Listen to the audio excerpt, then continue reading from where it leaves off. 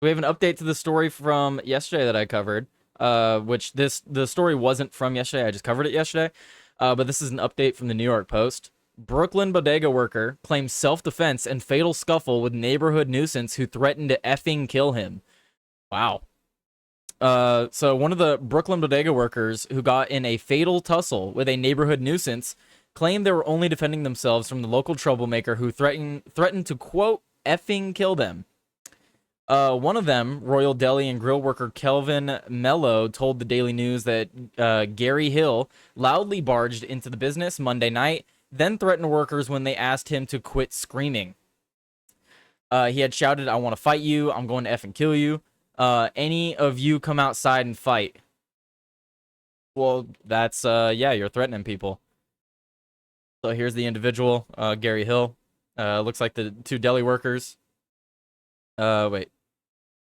Deli worker Kelvin Mello describes defending himself after the fight left Gary Hill dead. So the guy on the left who is the one that defended himself. Mello grabbed a cup of coffee in case Hill launched at him, but put it down when he thought Hill was ready to leave. Instead, Hill slugged him, sparking the deadly fight. Damn. Okay, so yeah, so Gary Hill allegedly hit this dude. He hit the guy Kelvin Mello. So that sparked the fight, and then, quote, "I grabbed him and he fell on top of me and we were fighting. When I got up, I saw the blood and I thought I was bleeding. I went to the bathroom to clean up and I realized it was his blood."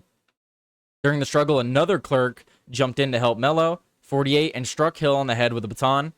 Police and law enforcement sources said the 59-year-old Bushwick local community, the 59-year-old Bushwick local ultimately left the store to go home, but was later rushed to the hospital where he died. Mello said he didn't see fellow clerk Mikhail Scheibe, 37, hit Hill because he was on the bottom of the struggle. He was on the bottom of the struggle.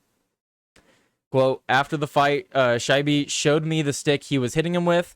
It was broken. It was a stick we used to break ice with." Damn. While the two deli workers have been questioned by police, they have not been charged. I don't think they should be charged, honestly. If he was defending his friend or his coworker, he should not be charged. Either of them. Hill had been busted a combined 26 times, according to sources, with records showing his most recent arrest taking place in July when he allegedly punched someone else. Community members previously told the Post Hill was a nuisance in the area and a troublemaker. A friend told the Post on Thursday that Hill could be aggressive at times and spiraled downward after losing his job. He had drug and mental health problems, the pal said. Hill also got into a fight at the same deli a month ago and was told not to return, the friend said. "I don't know why he went back," the pal of more than 10 years said. "He had to be high or drunk. When he was drunk or high, he can be aggressive." Well, it's unfortunate. Especially if he's coming in and screaming and then he just wants to start fighting someone. I would not put it past him to be under the influence of something. It's unfortunate. Hill suffered 3 deep gashes on his head and was getting weak as he made his way home.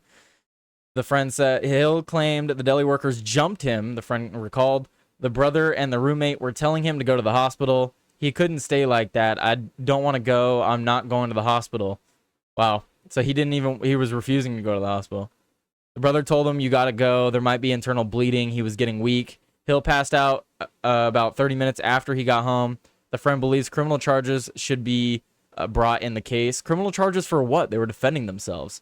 Nobody deserves to die like that. There's no way to go about it. You are not a street person. You are not a law-abiding person. Your job is to push him away and call the police. Let them arrest him and get an order of protection. The probe into the case is ongoing. Nah, dude, screw that. Screw that. You're not a street person. You're not a law-abiding person. What he means is you're not law enforcement. Your job is to push him away and call the police? What am I supposed to do when he won't? What am I supposed to do when he won't leave? What am I supposed to do when I do push him away? I repeatedly tell him to leave. We even get into a small scuffle and he still refuses to leave. The only option then is self-defense. And you have to go as far as you have to go in order to get the threat to stop. So I'm sorry, dude. I know same thing with what I said yesterday with, I know it's his brother because we watched the video up here yesterday of the guy's brother. Obviously clearly emotional. but he's just saying it's all lies. And I'm sorry, dude. I understand it's your brother. I understand it's your friend. But even the friend acknowledged that this guy had a drug problem, and he was very aggressive when he would get on these drugs and stuff. So what are you supposed to do? What do you want me to do? You said your job is to push away and call the police. Okay, well, we already did that, and he's still coming.